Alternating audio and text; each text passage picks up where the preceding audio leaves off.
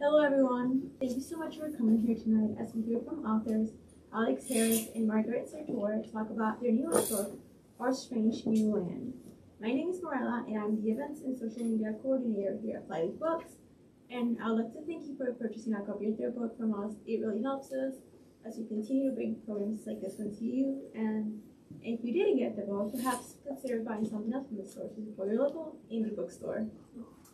We are recording tonight's event, and it will be up in our YouTube channel within the next few days.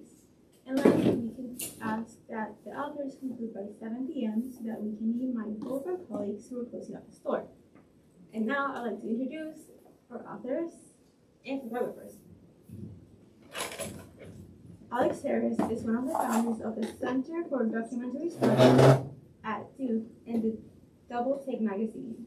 As a photographer and editor, Harris has published 18 books, including River of Traps with Bill and Du Bois, a 1991 finalist for the Pulitzer Prize in General Nonfiction, Dream of a House, The Passions and Preoccupations of Reynolds Prize, and Where We Find Ourselves, The Photographs of Hugh Mangum. All three books were in collaboration with Margaret Sartor, who is a writer and visual artist. Her books include the critically acclaimed memoir, Miss American Pie, A Diary of Love, Secrets, and Growing Up in the 70s, as well as What Was True, the photographs and notebooks of William Deganey. Her work is represented in the Museum of Fine Arts in Houston, Ogden Museum of Southern Art, and the North Carolina Museum of Arts, among others. As a curator, Sartor has worked with the National Museum of Art at Duke, the National Art Gallery of Mumbai, and the San Francisco Museum of Modern Art. Thank you.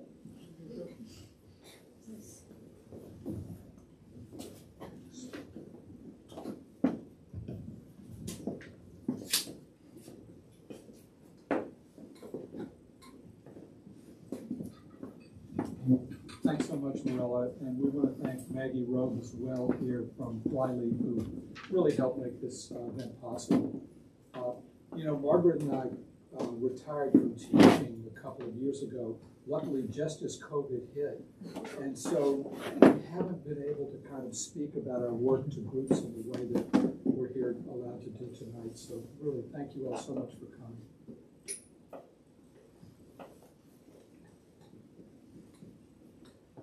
So, we're here tonight to speak about Our Strange New Land, narrative movie sets in the American South. And when Margaret and I started talking about how to speak about this book, we thought, look, we've already spoken about the substance of this book and other books we've worked on. What would it be like to speak about our collaboration and putting together books over the years? How did we get started, and how is it that what we learned early on and over the years fed into our putting together this particular book? Yeah, and I just want to thank you also for coming. We really appreciate it. And this is going to be a kind of an unscripted, which is unusual for me, talk. So we'll just go with there. I may interrupt him a lot. I don't know. We'll see what he has to say.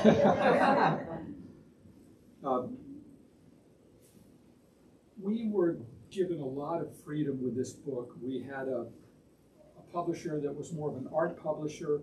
I think we've always wanted to do a book where, as in the cover here, our names were not on the front of the book. We just got to show the work itself, and no other publisher allowed us to do it. This art publisher, Yaffe Press, did. The subtitle of the book is on the back. And the designer, we thought, just did a fabulous job with this idea of announcing a movie the way you would have announced it in the old days in Hollywood, with the Klieg lights going up and anyone around to see that this is something special that's about to happen. So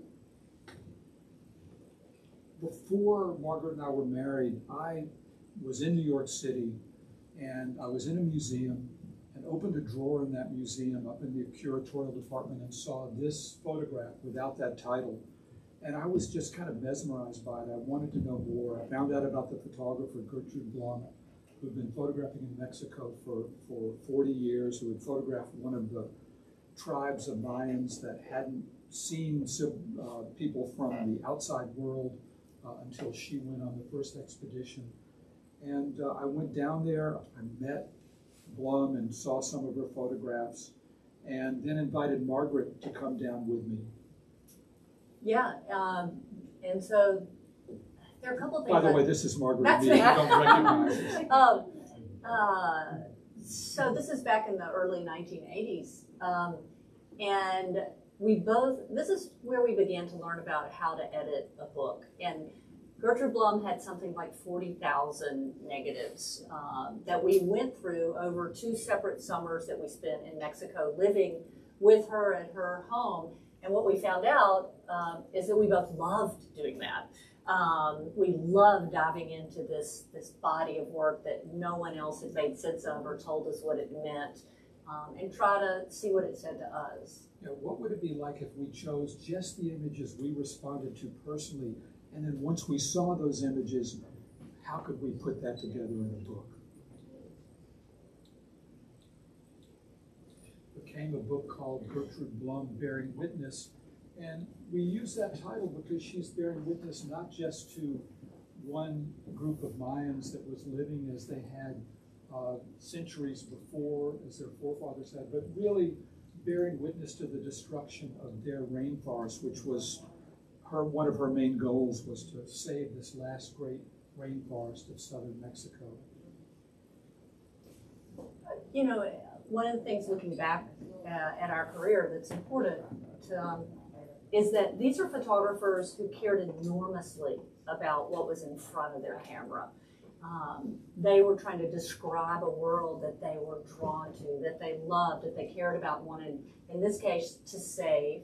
But they were also very talented, great photographers. Gertrude Blum's work had never been seen in the context of art before we published this book. It had been used to illustrate articles by journalists and archaeologists. Anyway, that was also very interesting.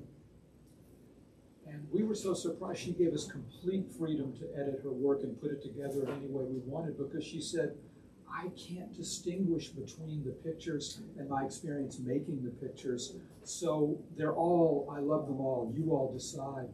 And one of the things I think we tried to do was show the way in which she was there when there were so many worlds existing side by side. And we just felt that she was she had such an extraordinary instinctive eye. She didn't know much technically about the medium, but she had what in Mexico is called a don de gente, a way with people. And you see that in so many of these photographs. We also entered a community working on this book. As I said, we lived at Blum's house for 2 summers. Trudy had her own entourage, but she had a kitchen that welcomed people from all over the world that came, and different languages would be spoken at every meal. It was an amazing world to be a part of, and we have relationships to this day that are very close. I think you can see the way people react to Trudy. You know, she was a genuine sort of human being who looked at the world in a way that that people were attracted to her. But how do you co-edit a book in the same way that maybe how do you co-direct an organization? I have to say, because I've been part of organizations that were co-directed that didn't work out too well. But somehow I think we discovered early on we had an affinity for appreciating pictures in a similar way and just listening to one another if there was something that one of us was drawn to that the other one wasn't, and then being really excited about the possibilities of putting together a book. And one of the things we wanted this book to accomplish was to show the traditional way that the trees were cut down and the way the forests were being decimated, which was Trudy's real purpose, was to save the forest, the last great rainforest of southern Mexico. So when the exhibit happened at ICP in New York, I think it was 1984, we also had a symposium at the Museum of Natural History about rainforest destruction. And I think maybe the last thing I'd want to say about Trudy is, you know, she was fighting a losing battle. She knew it, but she was such a fighter, and she inspired so many people, and she really inspired us to believe in the power of photography, but also to believe in the act of documenting what's happening and letting the world know what you care about. And it was an amazing experience to get to know her. Yeah. The next year, we were invited to South Africa by the Carnegie Corporation to work with a group of 20 South African photographers, a multiracial group, not to show, it was at the height of apartheid, not to show sort of the battle in the streets that everyone saw in the news, but what were the daily lives of South Africans like under apartheid. And it was an incredible education for us. We'd never been in a country where photography could actually make a difference in the life and the future of that country. We knew about how photography played a role in the civil rights movement here, how it played a role during the Vietnam War, way back in the Civil War. But you know, in South Africa, photography was really showing people things that they wouldn't otherwise see if these photographers hadn't made the pictures. Yeah, it's important to, and you can move forward with the picture, but it's important to realize these pictures were made before 1984. And while we were there, Botha was in power, apartheid was in place, people were protesting in the streets, and they banned pictures of unrest. They were literally banned from being sent out of the country. So the photographers were at risk of being arrested. It was something to see the power of images to say this happened. People wanted photographers there at the things that were going on to document it. It was a real collaborative experience. We learned a lot. I designed the book, by the way. I designed the book while I was there. So we were brought in, Omar Bacha was the primary editor, sort of the Roy Stryker of this project.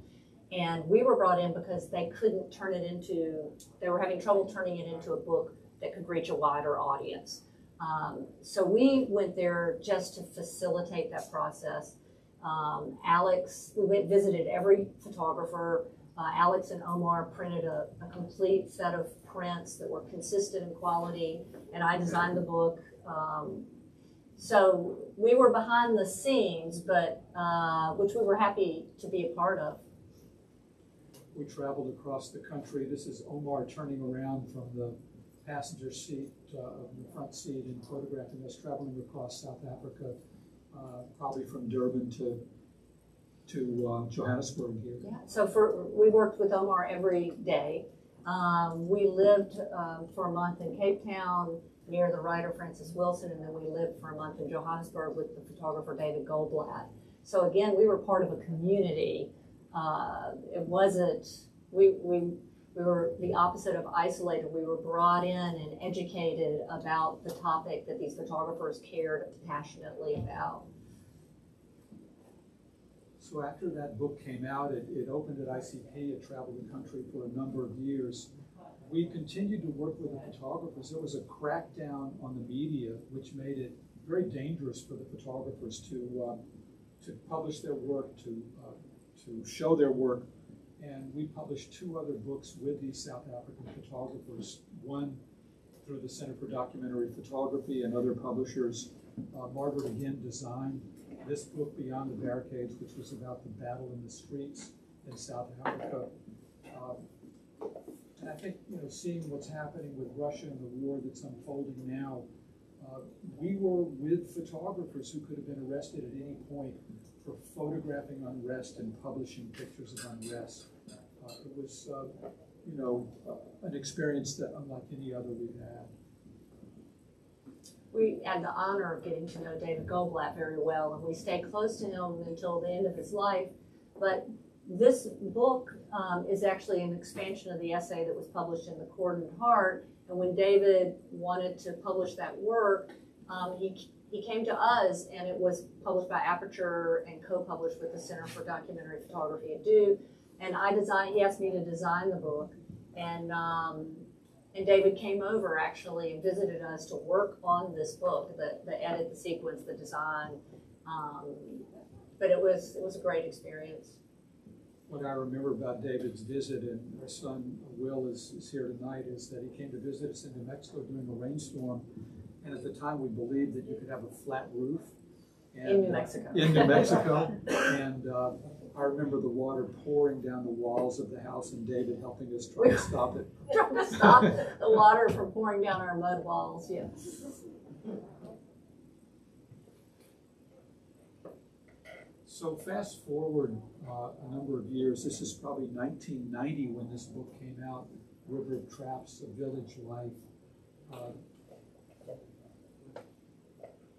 Jacobo died, the old man. It's a book about basically these two young men, William Du Bois and Alex Harris, moving to this village in northern New Mexico and kind of getting their second education about how to be in the world from Jacobo Romero. And he died in '85, and that was when Bill and Alex and I started to brainstorm about how that might become a book. This is again Margaret's design, and I love the way she used the river as a motif throughout the design. Burke Uzzle, who's here tonight and who we admire enormously as a photographer and a person, will remember that the back in even around 1990, you weren't taken seriously as a photographer unless you had a separate section for your pictures, and the text was one place and the photographs were another place, and they didn't illustrate one another. Each one had a voice, and that's the way we thought to approach this book, because that's the way you did photography books. At first. Right. And you know, I think then when I saw these pictures of Jacobo together, they were lovely photographs of an old man, but they didn't really mean anything.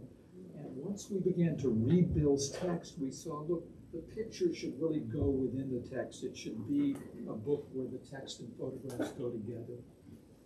Hence the fact that it's not text by William Du Bois, photographs by Alex Harris. It's co-authored by the two of them because there are three characters, the old man Jacobo and Alex and Bill. Bill writes the text, Alex has the photographs made during that period, and you can't separate them.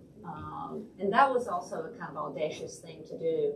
I remember when we were sure we wanted to do that, and we were at the beach thinking about the book, and we went out to a phone booth. We're in a phone booth and called Bill and said, we know how we're going to put this book together. Yeah. So at the time, Bill didn't think it was such a good idea. No, he didn't. He wanted it. He wanted it written by Bill Du Bois. You know, that's another conversation. But he wanted a book that would be you could hold in your hand. It wasn't a big art book, and he would put some of my photographs up on his wall as he was writing to remember things. And ultimately, he wrote these prose poems to Jacobo that became, this is called the Fence Canto, Jacobo sitting on the fence of his barn and pretending to be a bull that won't break a fence.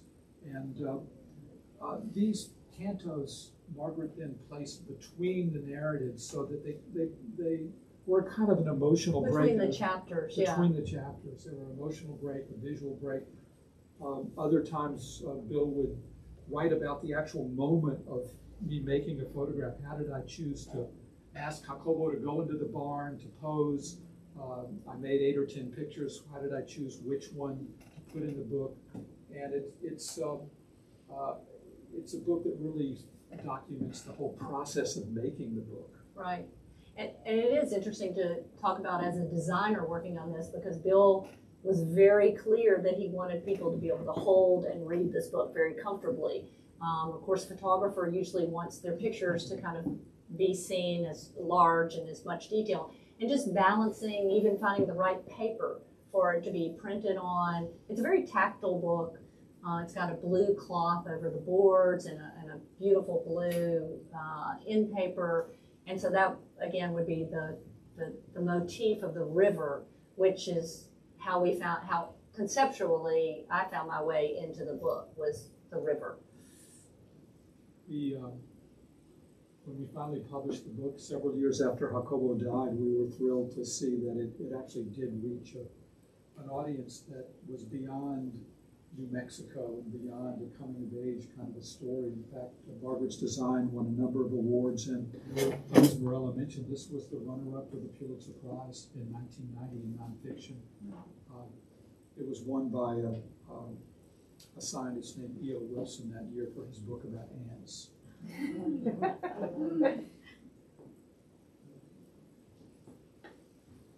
Well, the whole time that I was photographing in black and white in New Mexico, around 1980, I began to photograph in color and use a large camera.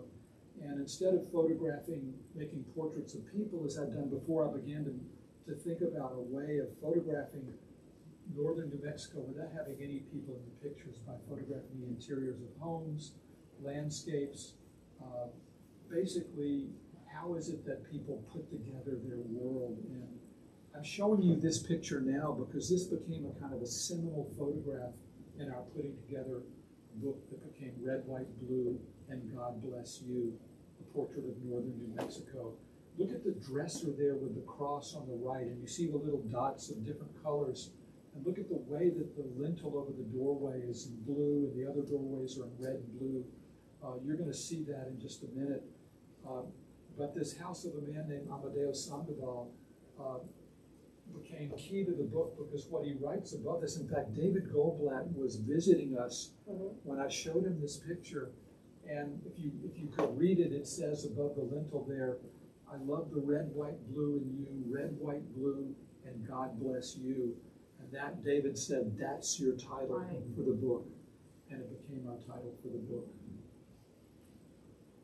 So for me as a designer, finding a way into a book, how to present the photographs, it's a lot like writing an essay for me, finding a way into an essay, a window, that something people can identify with and begin to understand, how am I supposed to read this?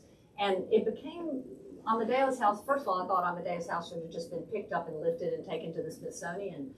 It was just an amazing piece of art. But Alex's pictures aren't about the photographer going in and looking at northern New Mexico, at the way people live. Alex and I lived in this community. It was a celebration of the world and the culture that we wanted to be around and a part of. And so I wanted the book to kind of blend Alex and Alex and the work together and not be a traditional, here's a photographer's view of something. And because our son Will is here tonight, we thought to show this book, Will at age 4 months in New Mexico, with the maquette for this book. And it's not just a book about nostalgia and family.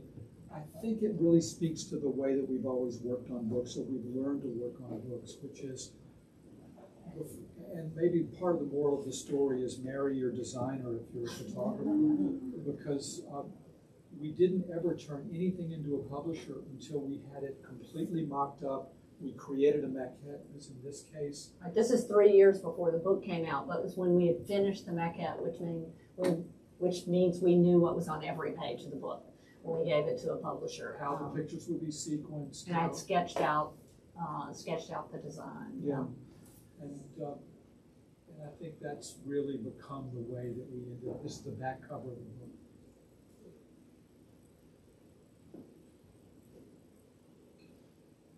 You remember the dots of color on Amadeo's dresser there. Margaret repainted that, recreated it. For the end papers. For the end papers. And the end papers become important in all the books that follow.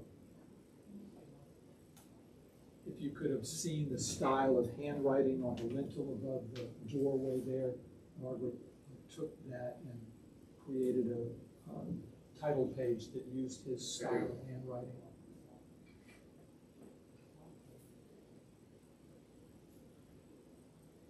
And I think that we've learned to use words that come in the beginning of the book. Epigraph. An epigraph that give a hint to the viewer, what is it that you're going to be entering? What world are you going to enter in this book? Here we chose a quote from the Journals of John Cheever. Oh, to put it down and to put it down with the known colors of life, the reds of courage and the yellows of love, and then you turn the page to the yellows of love, to this Joaquin Pacheco's house in Vallecito, New Mexico, and really a first-person text that I wrote about, not about the Hispanic people, not about northern New Mexico, but about my experience as a photographer, as a person coming into this world and becoming part of it.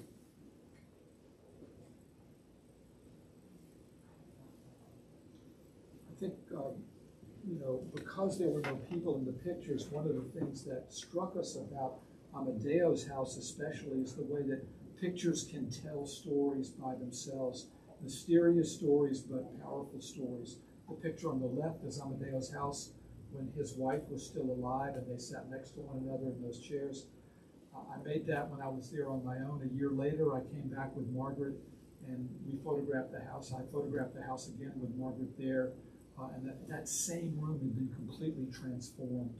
And it's a longer story than we can go into tonight, and we could only guess at the transformation. But if you look at the heater on the right, that same heater is there, and it was an extraordinary transformation. Well, this is just about editing. I think we put this spread in. You know, how pictures work together, how you have one picture go after the other. We taught this in our classes at Duke, but it's about so many things it's hard to break it down. But having the freedom to just make this connection between the yellow circles of the flowers, the yellow circle of the Ferris wheel. I mean, the scale is completely different, but something about the color, something about the energy, something about the beauty. And I think we wanted in every pair, every page, you never quite knew what was coming next. Mm-hmm. Photographs would be sequenced and put together in different ways, looking through this automobile onto the Great Plains that happened there right near Las Vegas, and then looking through this TV set at the shrine that was made, and the blue TV set on top, the colors tied together. We just began to respond, I think, instinctively to images that work together and put together the book in that way. I think for us, putting together a book is probably a lot like, and I'm not very musical, but composing a piece of music. You know, you just hear it, maybe, or when we would see it and it would feel right, and we would follow a mood and then think, this needs a break, or you reach a certain emotional pitch and then you need to come down. But of course, we plan a book from beginning to end as though you're going to look at it that way, and not every reader does that. But that is how I see the books. One morning in New Mexico, we had a friend named Reynolds Price who died probably 8 or 9 years ago. He had visited us in New Mexico. He was in a wheelchair because of a spinal cancer. And one morning in New Mexico, Margaret and I woke up, and she started telling me about a dream she'd had. She said, I dreamed about Reynolds, and he came to me, and he couldn't see very well. And she told this long, detailed dream. When she stopped, I said, that's the dream I had. I had a dream about Reynolds coming to us, and he couldn't see very well, and he was upset. And we had this shared dream about Reynolds, and later we found that he'd written a poem called Dream of the House. The notion of the dream became central to this book, and we're not going to show you any pictures from it tonight, but how do you evoke a dream as a designer? And Margaret had this idea of putting vellum over a photograph? It's a translucent vellum wrapped around over this picture. And the image is printed on the boards. So yeah, and the whole idea of a dream, it's not everyone's going to pick up on all of that, but it informed the way the book was put together and how it was designed. In this book, we each wrote a text about Reynolds, our relationship with him. I talked about going to photograph his house after he died, and all the objects there took on a new life. But the book is really words from Reynolds' poems, his essays, his fiction, and his interviews about his house. And it's as if he's giving you a guided tour as you walk through the house that I photographed. It's all first-person voice. We wanted to just show you a few pictures from one more book that we worked on together before we turned to Our Strange New Land. I think one of the reasons that Margaret and I have been together for all these years is that right away we recognized that each of us was going to have these kind of preoccupations and things we wanted to work on, and that we would give each other the freedom to do that, as illogical and as crazy as it seemed to spend years doing something. And then eventually we would bring each other in, one or another in, on a project we were working on. Margaret had been teaching Hugh Mangum's work at Duke to her classes from the Archive of Documentary Arts, and when she decided on her own to take on a book, she brought me in to help translate these glass plate negatives that Mangum made into a book called Where We Find Ourselves, and that's not an accidental title. One thing I'll say here, and then I'll maybe turn it over to you, is that these two women are next to one another on the front and back cover. They were next to one another in Hugh Mangum's studio. One of the special things about him is he photographed a number of people on the same glass plate, so you could tell who came in the studio on what day, or probably on the same day, and whether they knew one another or not. They were photographed right after one another, and these women were next to one another on his plates. Yeah, I think the important thing for me in entering this project was that it wasn't about antique photography. It was a window into the past, but put yourself back, actually, as the world as it is now, and as it was just a few years ago. We were at a time where I felt like these pictures spoke to us, and that we weren't just looking at the people were looking back. And so anyway, that's how we approached it. We didn't treat them as precious. We didn't treat them as antique. We wanted them to show the age, the damage, that the people had survived, the negatives had survived. We opened the book with these end papers from one of the most damaged negatives, to give people the idea, again, of that portal through which you were looking through time and they were looking back. One of the things I love about this particular, as an end paper, is that you can feel the weight of the damage, but there's also a weightlessness to it, that it feels to me like a starry sky, like the cosmos. And though it implies damage, violence, it's somehow these souls coming through so beautifully. Yeah.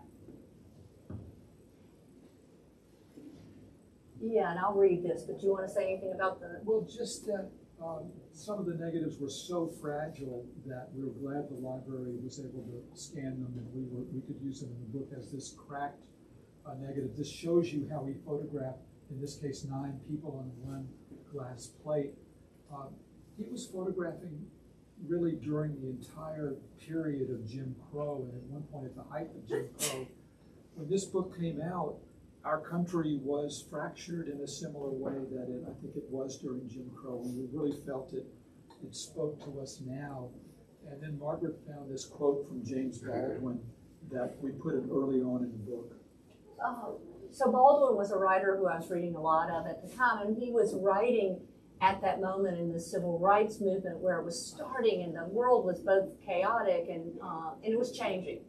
And I found this quote, and it seemed to speak to the moment now and the moment then, and I'll just read it. It's where the title comes from. I feel very strongly, though, that this amorphous people are in desperate search for something which will help them to reestablish their connection with themselves and with one another. This can only begin to happen as the truth begins to be told. We are in the middle of an immense metamorphosis here, a metamorphosis which will, it is devoutly to be hoped, rob us of our myths and give us our history, which will destroy our attitudes and give us back our personalities. The mass culture, in the meantime, can only reflect our chaos. And perhaps we had better remember that this chaos contains life and a great transforming energy. I think that's a great transition to the new book that we wanted really to talk with you about tonight. You know, looking back, while Alex gets that going, looking back at the South Africa work, when we were getting ready for this talk, I really did think about what was going on in Ukraine and the journalists who are there documenting and showing the world what's happening, and what an important role that is for us to watch, but for them to be there to say this is happening. You can't say it isn't happening. And that's what we really learned in one of the things we learned in South Africa was the power of the image, the power to describe how other people are living in the world. Can you hear me okay?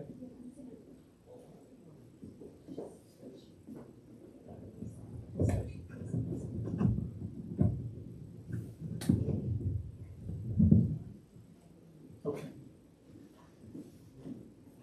That Baldwin quote talked about a great transforming energy.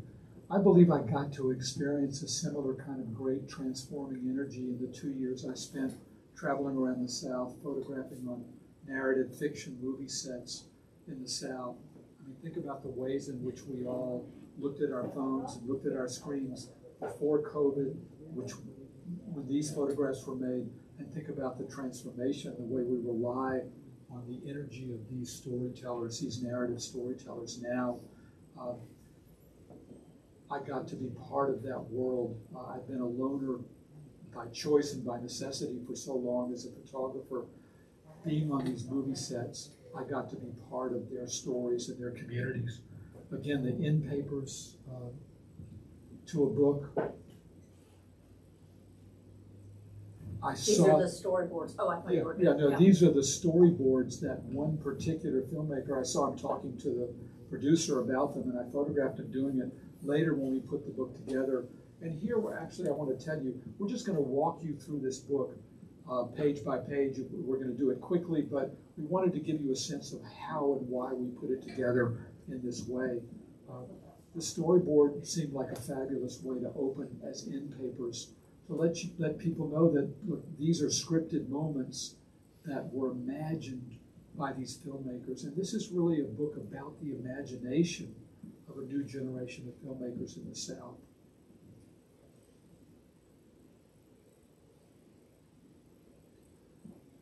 Before you see any other pictures, you see this photograph of a young actress parting a curtain onto this world that you're going to see.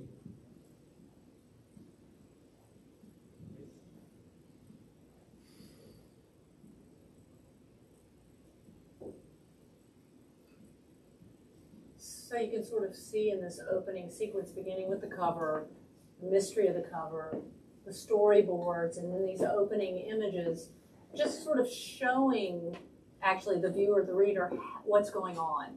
And here's how to look at these photographs.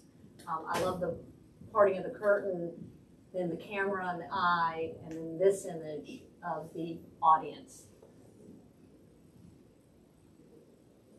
This makes me think of going back to the Gertrude Blum project. I mean, I may not have made 40,000 photographs, but I made thousands of photographs on these movie sets. How to choose the 80 or so that would go in this book. Margaret and I had worked on an exhibit at the High Museum in Atlanta that used pictures in a certain way. Together, we've done a 3-channel video for the museum that used over 200 of these pictures in another way. And we didn't even expect to do a book. We thought, okay, we're done. The curator at the High Museum suggested a book. He knew a publisher who would be interested. He might even know someone who would help to fund the book. And once we decided to do this book, we thought we're going to do it differently than anything we've done before. It's going to speak to this world. It's going to speak to the cinematic world. And you can see the line down the middle. That's where the gutter of the book is. So these are images that almost all the images cross the gutter. And some of them are full page. So this is a PDF, so you're not looking at actual photographs of the book. hence the line rather than an actual gutter. Go ahead.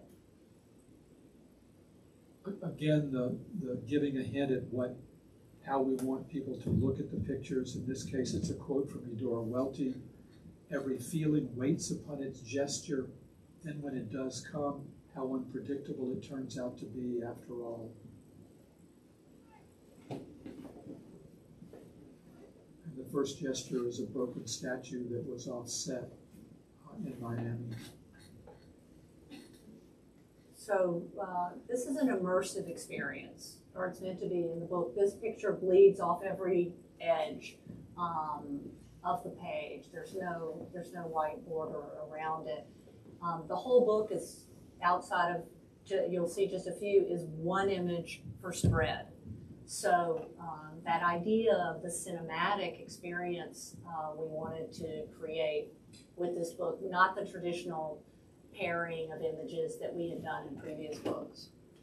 I'm looking at this picture and so many of the pictures in the book. I'm thinking about what it's like as a still photographer to try to get close enough to people so you can photograph moments that are intimate, that are powerful, that are indicative of their lives. It's really hard to do and to achieve, and I've spent a lifetime trying to do it.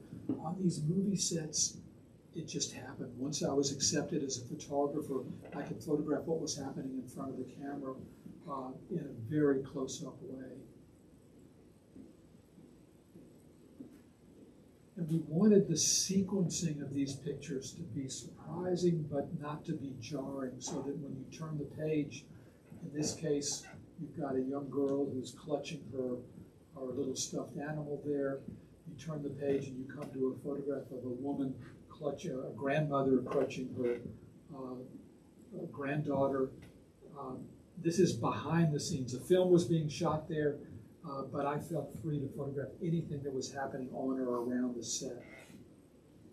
The white down the middle, this is, we did gatefolds in this book. So this is a double gatefold, and you'll see the next spread, so that the two pages fold out like that. Again, sort of, we're trying to create that immersive experience.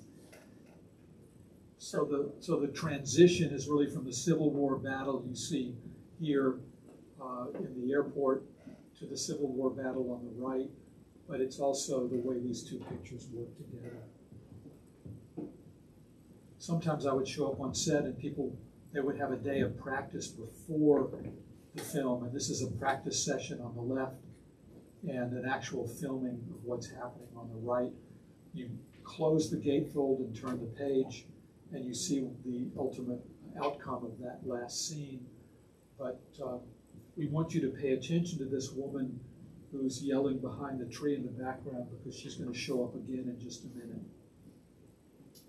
And I think it's probably important, you can go ahead and move forward, it's important here to say, so each film tells a story that's very meaningful and important to the filmmaker. But Alex was on 42 different sets, and so our goal was to create a narrative with his pictures. You know, how did they fit together to tell a kind of story? And I don't mean a narrative with a beginning, middle, and end necessarily, but a narrative with a flow, like a piece of music. So this is its own story. I think it's the way that we've taught over the years. This is the same way we put together this book. Look at your photographs. We would say to our students, which ones do you feel like you couldn't live without? Which are the really special pictures? They don't have to even be on the subject you thought you were photographing. Put them aside, and then later look at them and see what's the story that they tell you.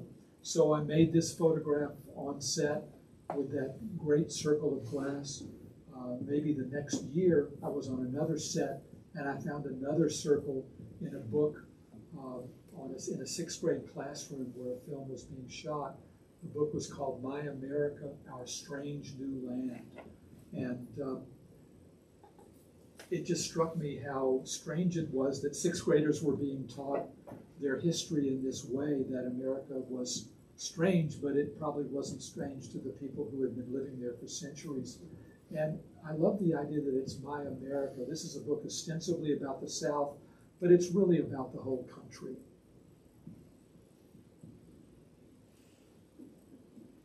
And once I had the freedom I gave myself the freedom to photograph what was happening in front of the camera, behind the scenes as in this lighting person, in the communities around the set. It was really just an experience that photographers would dream of.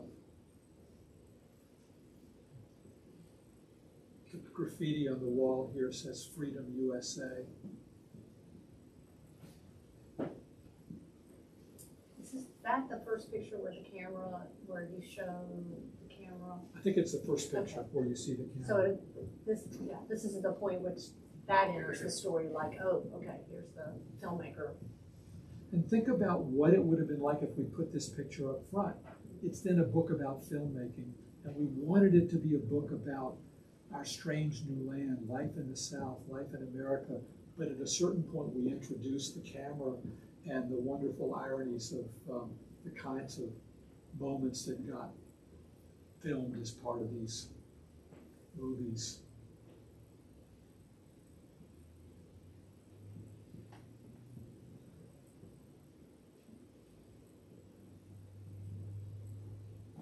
An object, that amazing tall ladder with a camera on top of it in relation to this religious steeple, allows us to get to the next image, which is an object in relation to the woman who was pushing that vacuum cleaner as part of the film. I always think about Carrie Marshall's painting. I don't know if you guys know, but when I see this, it's a painting of a vacuum cleaner. I think it's at the Nashville. Well, they have it has been there before. Yeah. Yeah. Person in relation to an object.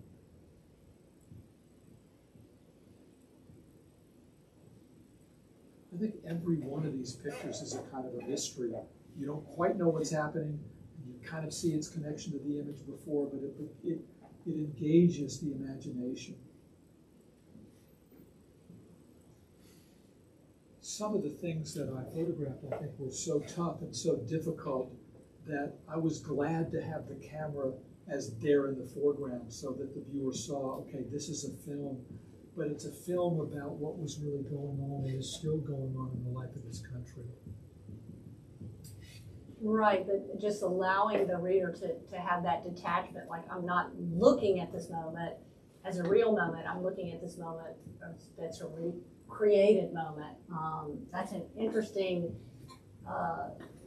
levels that you have to work on, but some of the images that Alex made suggest violence, and we had to deal with those very carefully, and how many of them to put. Of course, we all know a lot of films and television have images of violence, and anyway, that was a concern. There are all kinds of concerns that go into an edit and a sequence, and what is the emphasis of the story? What is the main thing we want this to say? I remember early on working on books and thinking I would never crop a picture. This is the way I saw it. I'm only going to show it in this way. In this book, which is a book about artifice, it's a book about the imagination, we took a picture like this, we enlarged it, and we cropped it in such a way that the page break came right between those two men yelling at one another. That's the way it worked in this book. You remember that woman yelling behind the tree. Well, she was a first-time actor. She'd never been in a movie before. And this is a photograph of it. And I photograph this a lot, directors working with first-time actors. And he's whispering something in her ear. And he's trying to help her to nail her response in the next film set. And in fact, she did nail it. But if you didn't know that, what would this picture say to you? Again, it's such a mystery. And what does that expression say? What do her eyes say, her mouth, his finger on her cheek there?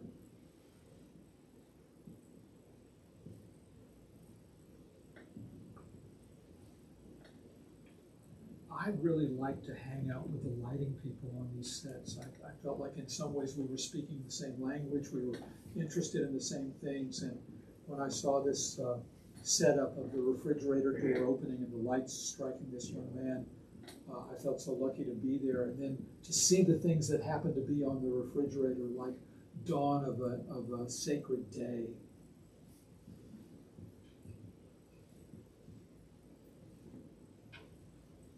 So the light from one picture carries you to the light in another picture.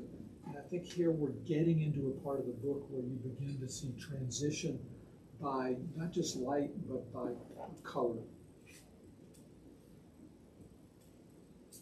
And then at a certain point, you know, in the sequence, we felt like we needed to break up the one image per spread. Okay. And we blew up and cropped pictures to create a new picture. So this bleed off all the edges, but we sort of created this single picture from two separate ones that work together. But it's the red that carries you over to this page, and her look to this woman's look, to this young actress, to the orange of the lights in this photograph. How great to be able to turn the camera from one reality to another and then to put those pictures together. Okay, and you know, imagine if we put this photograph early on in a book. This is the time when it could appear, when you know this is about artifice, when you know that it's about filmmaking.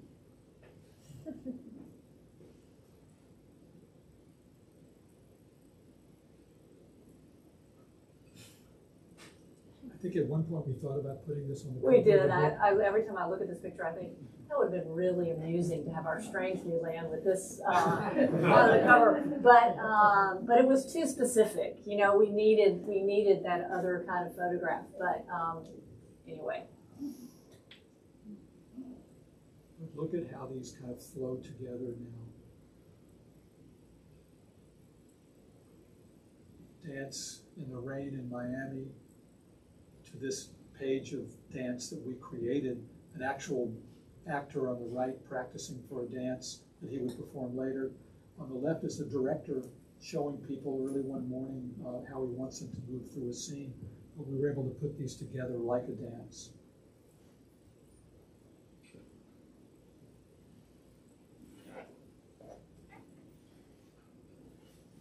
Sometimes photographs are just signed in the way that you would want them to be signed. Wow and wonder.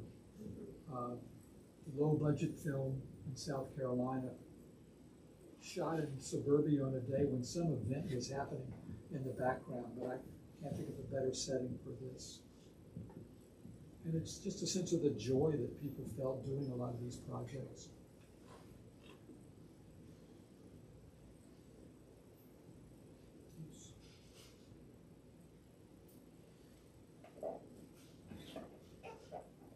You know, I got to know the people who were doing what was called pulling focus on a film. There's one person who knows who he needs to focus on at a certain point. The cinematographer is just pointing the camera, and that's what photographers do. They pull focus. They let you know who's the center of the picture, what's going to be in and out of focus. I was mesmerized by the way filmmakers did that.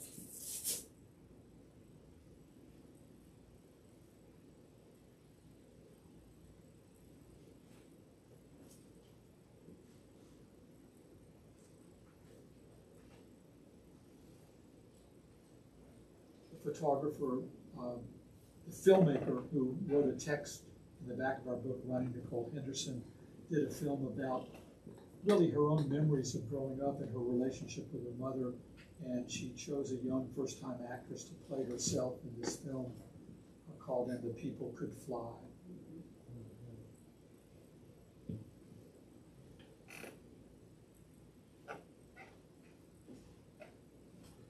Just graphically thinking about how these pictures go together. Figure on the left in the foreground, two figures on the right, figure on the left in the foreground, two figures on the right. The ways that one picture flows to the next.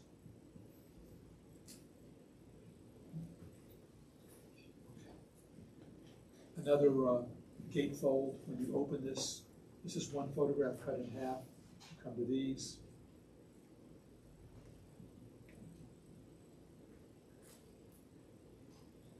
Bottom half of characters in this film, top half of the characters in this film.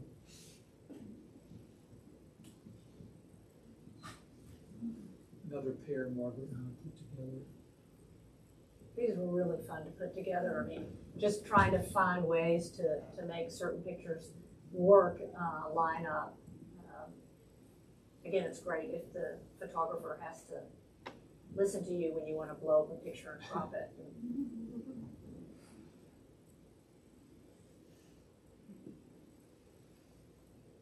An extra in a film shot in South Carolina.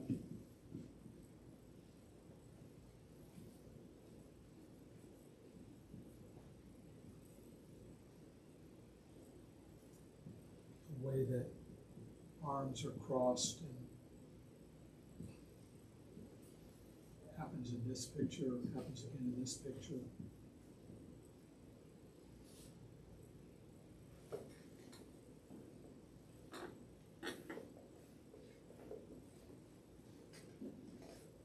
I became so enamored of the smoke machine after this experience. Margaret and I purchased a smoke machine and we've used it a couple of times. Yeah, we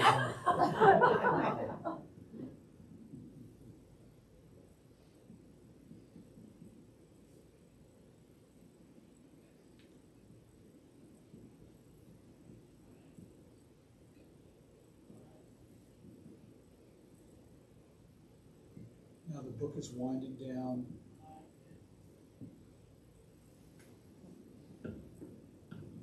Some pairs of people.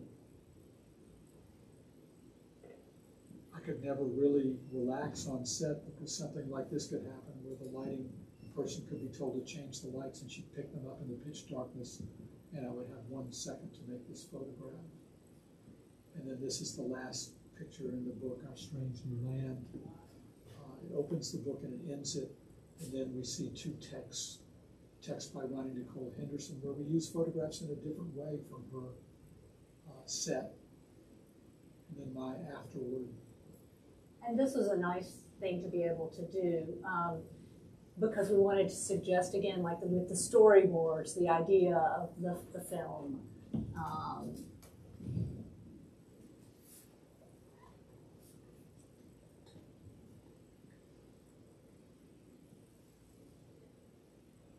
Gives you a sense of all the people involved in this. And then the end papers in the back are actually a different set of storyboards by the same filmmaker. And here's the back of the book. So, you know, I think we've been frustrated over the years that people don't never look at our books from front to back, so thank you so much for sitting here.